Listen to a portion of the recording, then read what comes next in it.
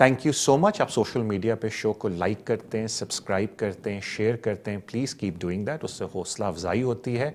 मुझे अक्सर लोग कहते हैं कि तारिक भाई शो के अलावा भी आप वीडियोस बनाएं, जो कि मैं पूरी कोशिश अब करूँगा। एक दो वीडियोस मैंने बनाई भी थी कोविड-19 के ऊपर, आई थिंक लॉन्ग रेजिडेंस पे, लेकिन अब से पूरी कोशिश करूँगा कि मैं रेगुलर इमिग्रेशन कवानीन के ऊपर आपके लिए वीडियोज़ लेके आऊँ। एक छोटी सी मेरी आपसे रिक्वेस्ट है, क्योंकि हमने एक सर्विस मैंने खुद शुरू की है जो कि हमारी टेलीफोन बुकिंग सर्विस है, और आपको पता है कि मेरा मोबाइल नंबर बिल्कुल अवेलेबल होता है अगर कोई मुझसे बात करना चाहे।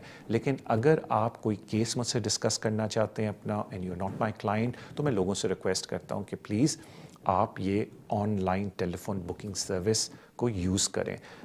इसका लिंक इस वीडियो के नीचे अवेलेबल है। आई विल बी ग्रेटफुल अगर आप इसको यूज़ करें। अगर आप चाहते हैं तो आप मुझसे रब्ता भी कर सकते हो और मैं आपको ये लिंक भी भेज सकता हूँ। बट मेरी छोटी सी रिक्वेस्ट है कि अगर आपको कोई मुझसे एडवाइस लेनी है, कोई इन्फॉर्मेशन लेनी है अपने केस के बारे में, क्योंकि आप मुझे डॉक्यूमेंट्स भिजवा रहे हैं, तो आई विल बी ग्रेटफुल अगर आप हमारी इस टेलीफोन सर्विस को यूज़ करें। उसके अलावा अगर आप मुझसे मिलना चाहते हैं, दैट इज़ वेरी ईजी। मेरे ऑफिस का number is at the bottom of the screen, या मेरा मोबाइल नंबर भी आपके पास अवेलेबल होता है। आप उस पर मुझसे रब्ता करके अपॉइंटमेंट बना सकते हैं। अपना ख्याल रखें। Thank you so much and enjoy. Welcome to the channel.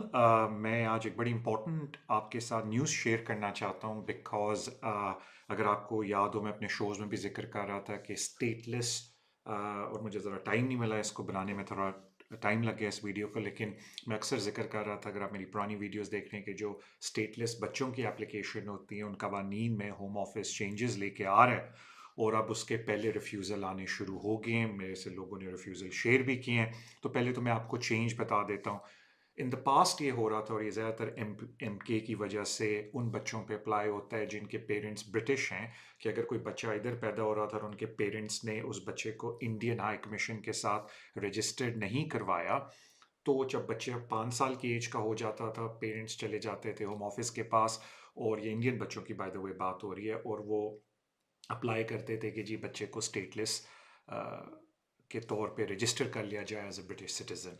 और एम के केस लॉ में जज ने ये फाइंडिंग दी थी, कोर्ट ने ये बोला था कि होम ऑफिस ये नहीं पूछ सकती पेरेंट्स से कि आपने बच्चे को रजिस्टर क्यों नहीं किया इंडियन हाई कमीशन के साथ। That is not a question जो होम ऑफिस को पूछना चाहिए।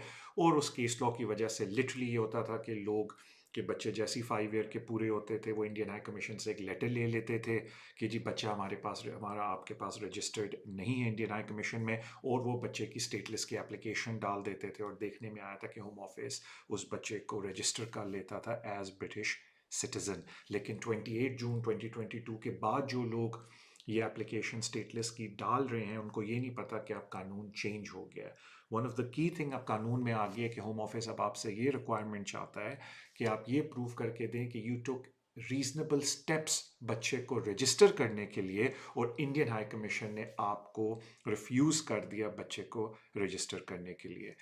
अब इन अदर वर्ड्स आपको वो रीजनेबल स्टेप्स दिखाने पड़ते हैं। सिर्फ आप ये नहीं कह सकते कि जी हमने बच्चे को कभी रजिस्टर किया ही नहीं। तो ये जो एक एडिशनल रिक्वायरमेंट आ गई है, इसके लिए मैं यही बोल सकता हूँ कि आप प्लीज़ किसी कॉम्पिटेंट पर्सन के पास जाएं, ताकि वो आपसे आपका केस पूछ के बता सके कि क्या क्या हम डिफ़ाइन कर सकते हैं रीज़नेबल स्टेप्स में। अब सिर्फ ये बोल देना कि जी मेरे पास मेरा पासपोर्ट नहीं है, या बच्चे के पास बर्थ सर्टिफिकेट नहीं था और इंडियन हाई कमीशन ने इसलिए रिफ्यूज़ कर दिया, तो वो रीजनेबल स्टेप्स में शायद कंसिडर ना हो। एग्जांपल मैं सिर्फ देना चाहता हूँ, बिकॉज रीजनेबल स्टेप्स होते हैं कि कोई भी रीजनेबल पर्सन जाके अपना यहाँ ब्रिटेन में अगर बच्चा पैदा हुआ तो बर्थ सर्टिफिकेट ले सकता है। तो मेरे ख्याल से it will be a very subjective test, case by case, के व्हाट इज़ रीजनेबल। लेकिन इस वीडियो को लॉन्च करना या आपके साथ शेयर करने का मकसद ये था कि अब वो बात नहीं रही कि आपका बच्चा जैसी 5 ईयर का हो, ये उन लोगों के लिए जिन्होंने 28 जून के बाद एप्लीकेशन डाल रहे हैं 2022 स्टेटलेस की, कि अब वो बात नहीं रही कि जैसी बच्चे की एज 5 हो, आप इंडियन हाई कमीशन से लेटर लेके अप्लाई करें तो होम ऑफिस आपको बच्चे की रजिस्ट्रेशन दे देगा।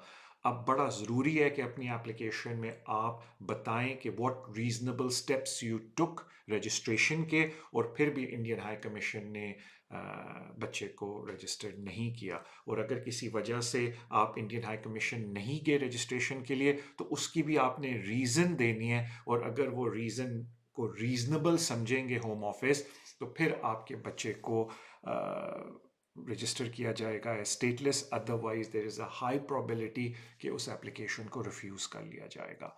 तो रिक्वेस्ट यही है मेरी लोगों से कि जो भी अब नेशनैलिटी की, स्टेटलेस नेशनैलिटी की बच्चे के लिए एप्लीकेशन डाल रहे हैं, ज़ाहिर बात है ये मैं मुखातिब हूँ इंडियन नेशनल से, बिकॉज MK लॉ जो है, case law was specifically to Indian parents. तो इट इज़ वेरी इंपॉर्टेंट कि आप ये जो रीज़नेबल वाली चीज़, स्टेप्स वाली चीज़ होम ऑफिस ने आप बोल दी है, इसको अपनी एप्लीकेशन में एड्रेस करें। Thank you so much. आप रेगुलरली मेरा चैनल देखते हैं, हमारे चैनल को आप मेरे ख्याल से हमारा जो शो होता है एवरी वेंसडे, अब आपको पता होगा हमारा लाइव शो होता है, उसमें भी आप आते हैं। Thank you for your love and support. उसके अलावा इसी तरीके से चैनल को लाइक करें, सब्सक्राइब करें, शेयर करें। मैं इसी तरह की वीडियोज़ आपके लिए बनाता रहूँगा। इंशाल्लाह आपसे मुलाकात एवरी वेंसडे तो वैसे ही होती है, और अगर कोई और केसेस में अमेंडमेंट आई, चेंजेस आई, तो मैं उनका भी जिक्र करूँगा। लेकिन ये जो अभी की चेंज थी स्टेटलेस के ऊपर, मैं थोड़ा डिले हो गया इस पर वीडियो बनाने के लिए, माय अपॉलॉजीज़। लेकिन अगर आप मेरे शोज़ रेगुलर फॉलो करते हैं तो उनमें मैं इन चीज़ों का जिक्र करता रहता हूँ। आपसे मुलाकात मे बी शो में हो या अगली वीडियो पे हो। अपना ख्याल रखें एंड बेस्ट ऑफ लक।